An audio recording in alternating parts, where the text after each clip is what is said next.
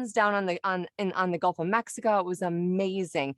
My toes were in the sand. I got beach wave therapy, and it was amazing. Hi, Maria. Welcome. Hi. How are you guys? We're Good. so good. We're just hanging out. I was just sharing that I had a day date that turned into a night date. Ooh. No kids, toes in the nice. sand, beach wave therapy. I saw dolphins. So, I mean, it That's was amazing. like, yeah, and I had cocktails. Like, it was amazing. That sounds great. It was like great. Eat that. It was like a mini vacation, that we Yeah. packed in a day. So I'm Jozlyn. Nice. Welcome.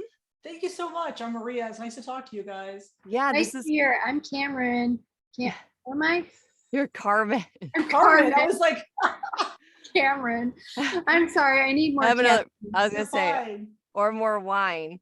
Thanks for having me on. I appreciate it. Yeah, I thank you for accepting our invitation. And Anytime. I am so curious because I was just chatting you up a little bit, and I'm like, you're a lawyer by day. I'm sure you get this all the time. A lawyer by day, an astrologer by night. And it's like, Right. it's like, whoa, like how does one come about, those two, two, I don't know, careers or Yeah. Yeah, it's definitely like it makes people kind of look at me sideways sometimes. But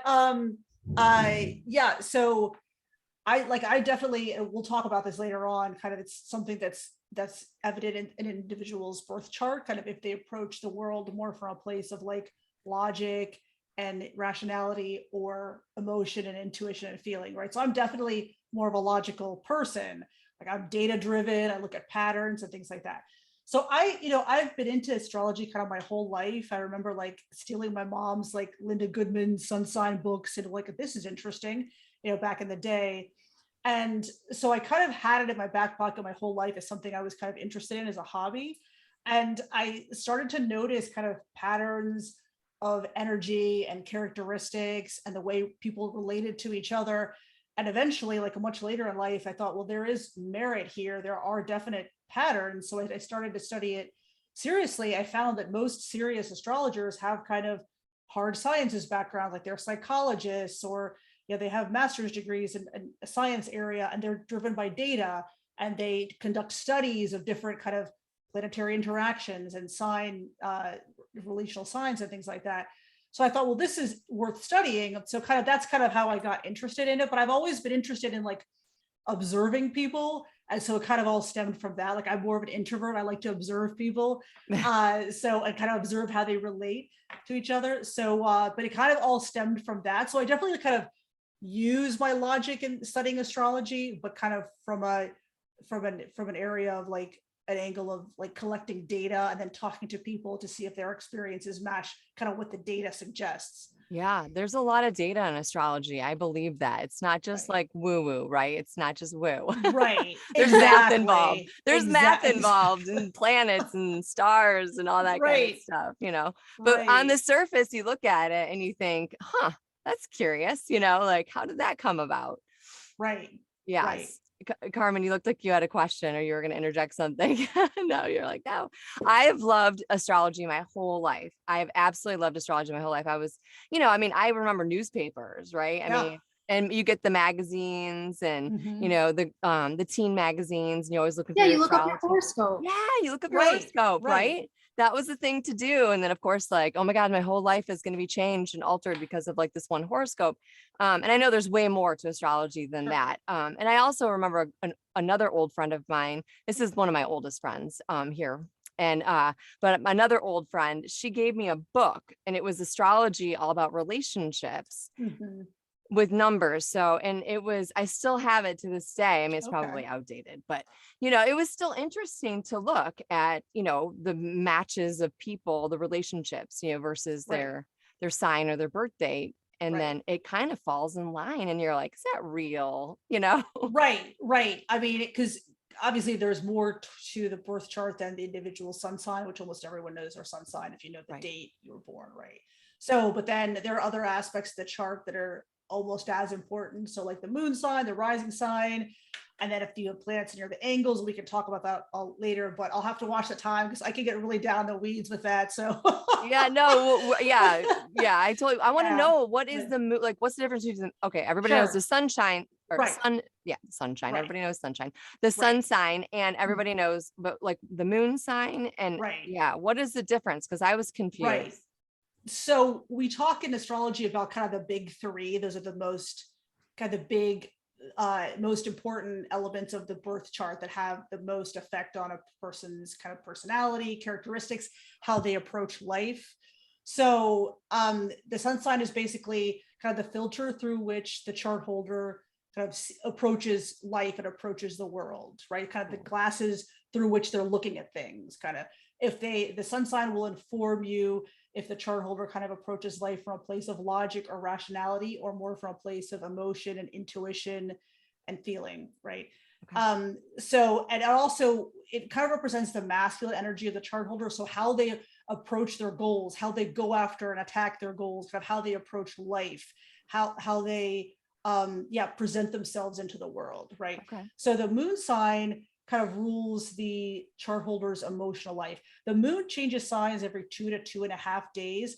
So for a person to know their moon sign, you kind of have to go on, and you could do this on various websites. Like I use astro.com, Okay. and you can put in your birthday and it will tell you the sign and house position of the moon at the moment of your birth. So when we look at the birth chart, that's what we're talking about. It's a snapshot of the position of the planets at the moment of the person's birth. Okay. So the moon sign rules the chart holder's emotional life. It will tell you kind of how you recharge your energy, what you need to be emotionally fulfilled, how you subconsciously respond or react to anything that touches on your emotions. That's a big one, emotional triggers. And if you're somebody like me who's kind of come to astrology from this place where you're seeking healing from childhood trauma, it'll tell you a lot about that, your emotional triggers that you have to work on. In the context of parenting, this is especially important because we all bring our kind of our own baggage and our triggers into our parenting. And that was a big thing for me. And one of the reasons I really started to study astrology seriously as a tool for healing emotional triggers so I could be a better parent. But the moon sign is very important. So from a place of a parent wanting to understand their children, the moon sign is important because we need to know, what the child needs to feel emotionally fulfilled, right? And kind of how they recharge their energy. So and the moon also kind of rules or has to deal with the chart holder's childhood and home life, because the moon is also associated with the home and family. Okay. So that'll also tell you kind of how the chart holder kind of figures into the home and family life, if that makes sense. So, yes, definitely. So I was listening to another podcast that you were on, and they referred to it as like astro parenting. And I was like, that is so cool. I was like, that's cool. Like that's what we're talking about basically, is you're using astrology and you're pairing it with parenting so that you have a better understanding of your child and how they're responding and reacting. And like I want to know more about it, but I know there's a third part. There's a big three. Right. What's the third big one? So the last kind of big element is the rising sign. So it's kind of the sign that was coming over the horizon at the moment of the chart holder's birth, and it changes like really quickly. So you really have to know as close to the time of birth as possible to know the rising sign. So the rising sign kind of represents, or it's also called the ascendant, kind of represents how the chart holder automatically projects themselves to the outside world. So it is part of kind of who they are, but it's more like kind of the automatic face they put on to the outside world. So obviously the sun sign is a little bit more in depth, explains a little bit more in depth regarding their personality and characteristics and how they approach life. But the rising sign is also a factor into that. So interestingly, one of your kids has your kids' charts were totally fascinating, by the way. Really? Yeah, we need to talk about that a different time. No, well, we can touch a little bit on it, because that was one of the reasons why I gave you our information. I had let me tell Carmen really quickly. So what I did is she asked me, I said, well, would it be interesting for the conversation if I shared my children's information and my information? Because I think it would be kind of cool and like real time talk about it. And she said, absolutely. So I had to give the birthplace and the birth time and the birth date, right? Those are the three things that you needed. And so, so apparently we're fascinating. So, I know that. You have 3 boys? I do. Three Mhm. boys, right? Yeah, I have one, but I'm definitely a boy mom. Like Me so, too. so Yeah, yeah, same. so We're all definitely. boy moms. I No I wonder. love I love having a son. It is like it's just awesome. It's really cool. But anyway, so your middle son, so he has Scorpio sun, which you know, I'm sure, and a Scorpio rising sign. So the way he automatically projects himself to people is very much like how he is internally because it's both Scorpio. So it's a much more kind of concentrated and intense projection of the energy basically. My middle. uh yeah, so your middle son, yeah, so he's He's Scorpio. That's so funny that you say that because he's with a Capricorn moon. Yeah, his chart's interesting. Well, all their charts are interesting. His chart's interesting. He's extremely private, and Capricorn moon is very stoic emotionally. I mean, you're a Capricorn sun, so you probably get some of this too. Very private, very stoic emotionally. Yeah, probably needed like Scorpio is a sign that needs to attach. So Scorpio kids, because I do a lot of work on in my book and stuff on Scorpio children. So because I Scorpio people, I cannot avoid them. They always like seek me out. Like my father was a Scorpio, my son is Scorpio, my husband is a Scorpio moon, my mother has a Scorpio Mars. It's just these people like I cannot avoid them. So you have like so it's a wonderful energy. It's very private and they love to attach. So the Scorpio kids, they need a lot of attention, affection from parents more than the average kid. I mean, all kids need that, but the Scorpio kids need to attach to the parent. And something that's interesting is the Scorpio kids, they don't trust automatically. And that includes the parents. They're slow to trust. So it's almost like the parents have to earn the trust of the Scorpio child. So the Scorpio child will feel comfortable like opening themselves up to the parents, like their most innermost thoughts, feelings. It's hard. The Scorpio, see, the dichotomy of Scorpio is they crave the attachment, the connection, the vulnerability, but they're afraid of it because it almost always leads to emotional pain. Ooh, so okay. sometimes you'll get this push pull with Scorpio kids that they want the attachment, but then they're afraid of getting hurt, so they almost do things that sometimes are downright hurtful to the parents, but it's because they're almost like preempting their own emotional pain, if that makes sense. We affectionately call it the sting of the scorpion in my house because it's almost like that. It's like, well, I'm feeling hurt, so I'm going to hurt you preemptively. And I tell parents this, I said, look, when the Scorpio child is being emotionally hurtful to the parent, they are hurting and you have to figure out what's going on with them. There's something in there, they are hurting themselves. That I always say that my middle is like a man of very few words, you know. Oh yeah. But when he speaks, I listen. Absolutely. Yeah. So I was right on that. The vibes of that was like, when he's ready to speak, you have to like be available to listen to him. And we did have behavioral issues too, a little bit younger when he was younger, you know. Yeah. Okay. But anyways. Yeah. I mean, he's still what, he's 11. Yeah. So yeah, he's outgrown it a little bit. Kid. Yeah, he's a year younger than my son. So interestingly though, so he's got, so Scorpio talked about his Capricorn moon is going to be very stoic, emotionally private about emotions. I mean, that's Scorpio's private too. So Capricorn moon, because the moon rules emotional life, but Capricorn is so stoic and kind of reserved, it's not a comfortable placement. That's a placement I have myself. It's harder to talk about emotions. And if you're a man, you know, if you're a boy, it may be even more difficult because, you know, in our society, we're now better about this, right? About validating kids' emotions, but it didn't always used to be that way.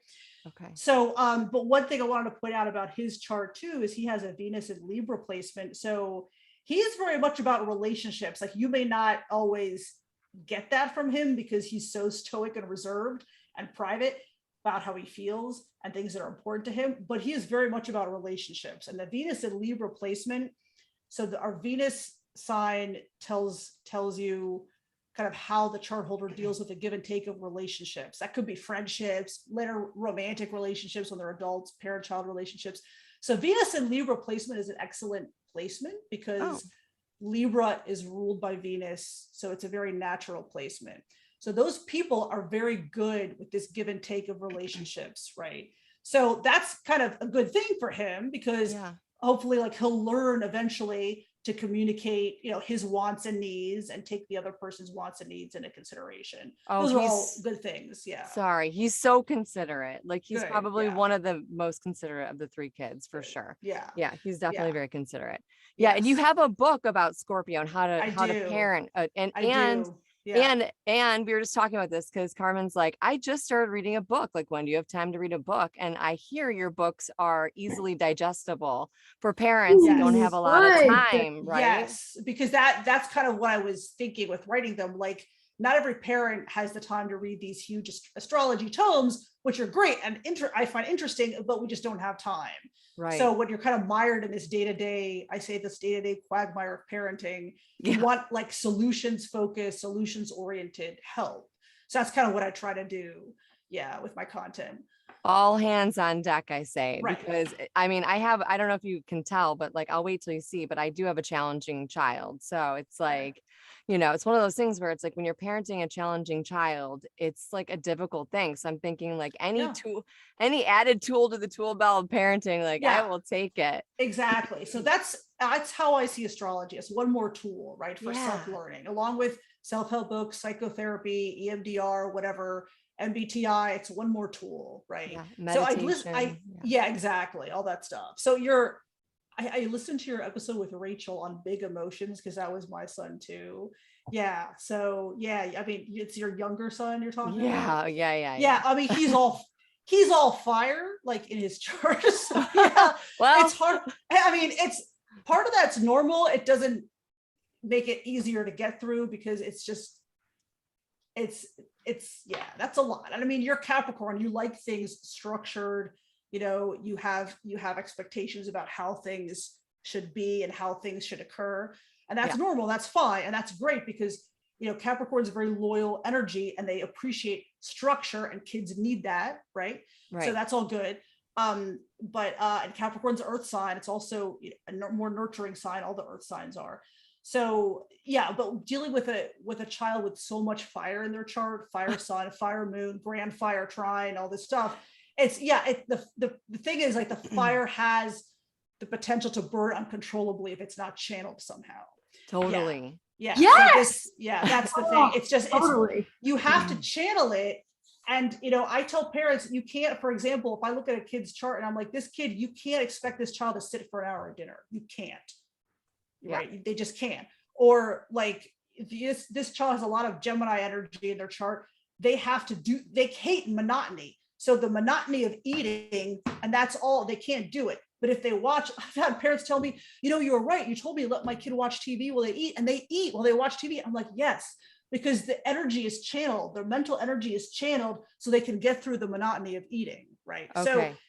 So I mean, I'm a Gemini, so I know all about that. I have trouble sitting still even now, and I'm like in my 40s.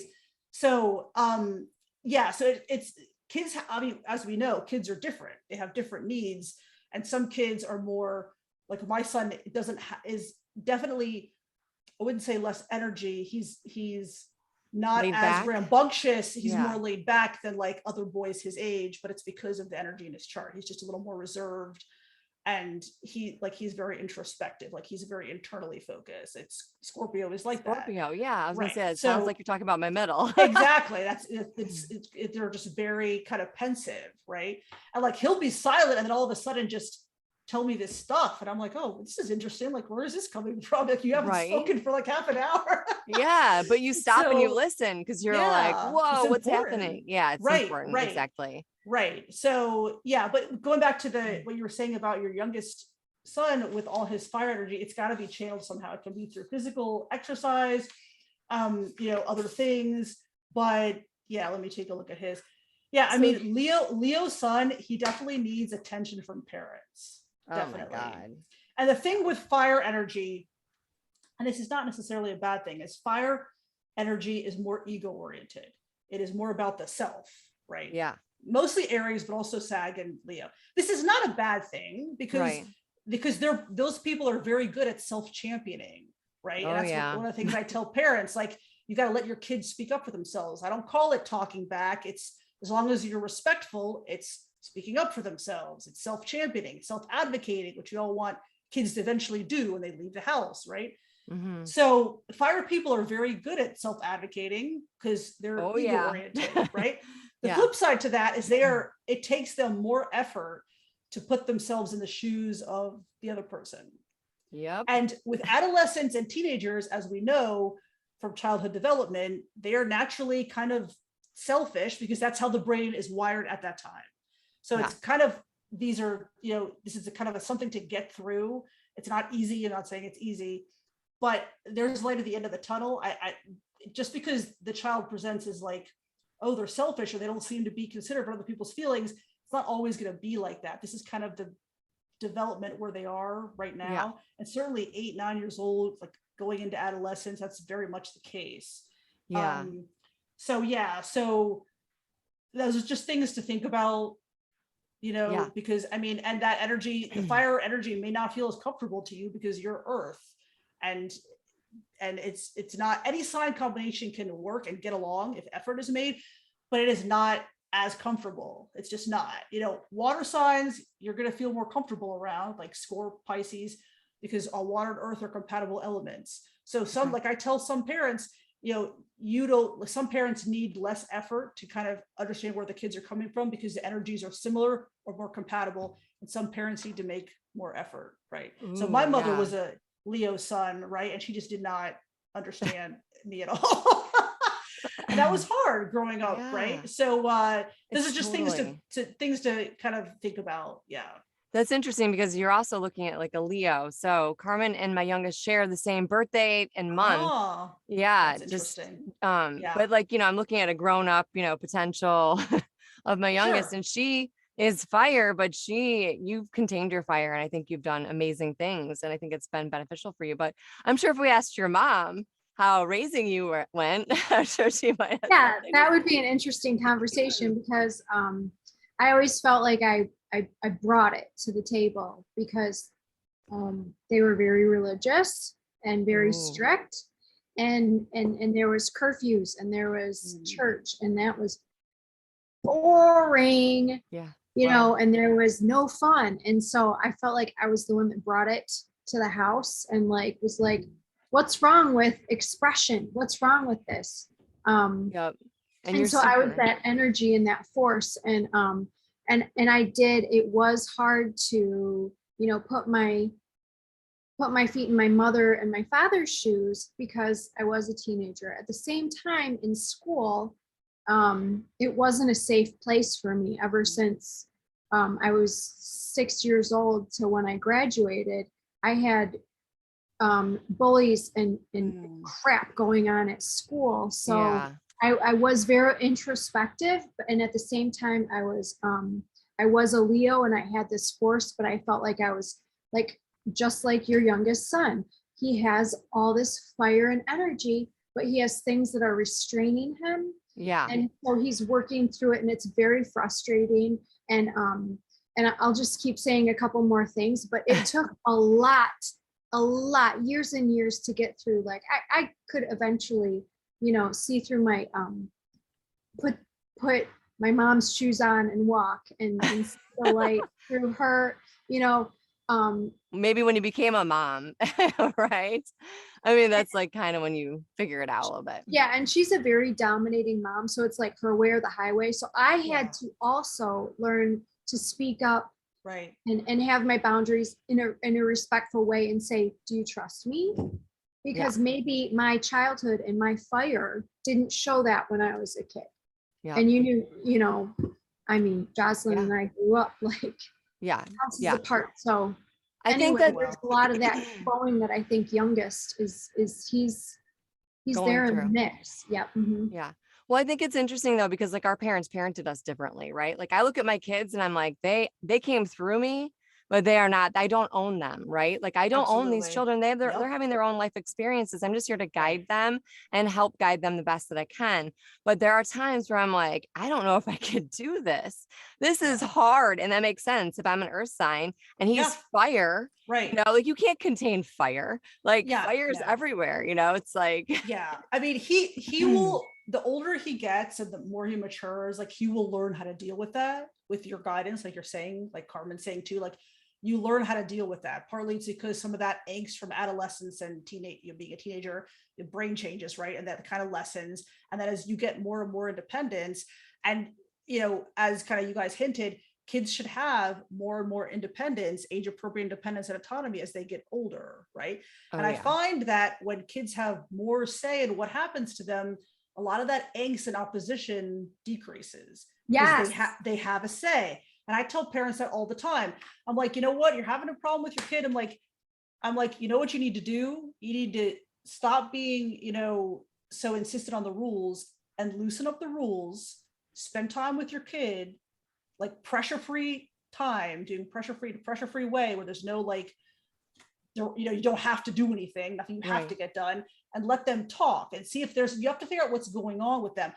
It's not the time to put the screws on and to be more kind of, stricter and harsher about or put more rules on. And I see this all the time in some of my positive parenting groups I'm in. Well, my kid brought home bad grades, so I took away all his electronics.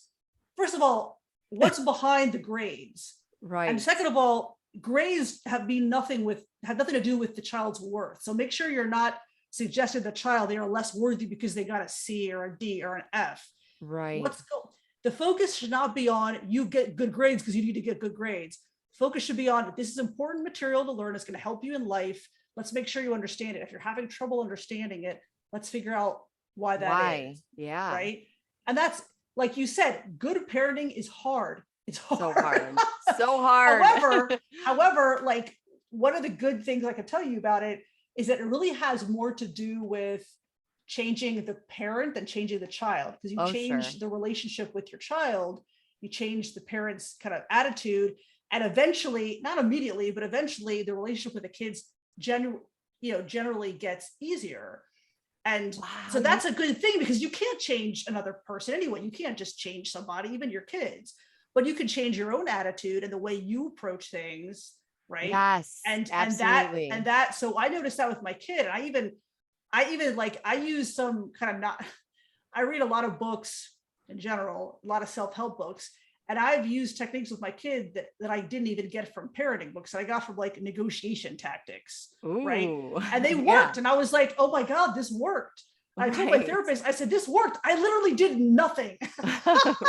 And he did what I wanted him to do, because it's not always that easy. But and I always ask myself, if I tell my kid to do something and he's like opposed to it, I ask myself, why do I want him to do this? Yeah. The only reason I can come up with is because I want him to do this. That's not a good reason. Yes. If I can't explain to him why he needs to do something, then why am I having him do this? Because I don't believe in arbitrary rules. I don't like it. Right. Because those were given to me as a kid and I resisted a lot. And I was called a difficult child, blah, blah, blah, whatever. But I don't think that's the case. I don't like using that adjective with kids. I think, that's just like a bid for autonomy, and so that should be respected. Sorry. So I'm not going to say he's difficult. I'm going to say he's just fire. Right. I mean, I knew that anyways, because, I know. Yeah. And that's, the energies are just, it takes more effort to kind of, understand the energies. And that's fair. I mean, honestly, like my husband resists him all the time. And he's like, I want to cut my own cucumber. I'm like, well, I'll show you how to. He's like, I know how to. I watched you do it. And I'm like, okay, well, there's no cutting cucumbers unless a grown-up is with you. That's fair. Yeah. That's totally fair. Right. I'm like, that's 8, fair. Right? Yeah. He's 8. And then my husband's like, he can't do that. I'm like, yes, he can. He has a special knife and he knows to get the cutting board. He knows what to do as long as I'm in the house, and he lets me know he's doing it. However, he is very all fire and sometimes decides that he's going to do things without asking or telling anybody, which I have an issue with, or I do have an issue with him saying no when he's doing it in a disrespectful way. Absolutely. Yeah. Like, I mean, yeah. Sorry, go ahead. No, that's it. I was just going to say, like, if I say you need to go to your room to chill and he's like, no, I'm like, that's not going to work out for me so well, Right. Yeah. So not going to work. Yeah, definitely. Like the way I think about it is, I tell my son, you can say anything to me as long as you're respectful about it. You can say you don't want to do something as long as you're respectful about it. Like, obviously no bad words, not that he would, but your tone, all this stuff, right? As long as you're respectful about it. Yes. We're working on that. And then that'll come with time. Yeah, that'll come with time. Part of that is just the age And part of that is just, he wants to do things himself, and that's good. But like, you're also obviously concerned about safety, and you have to do things in a safe way. Yeah. Right. Right. So, I mean, that's, so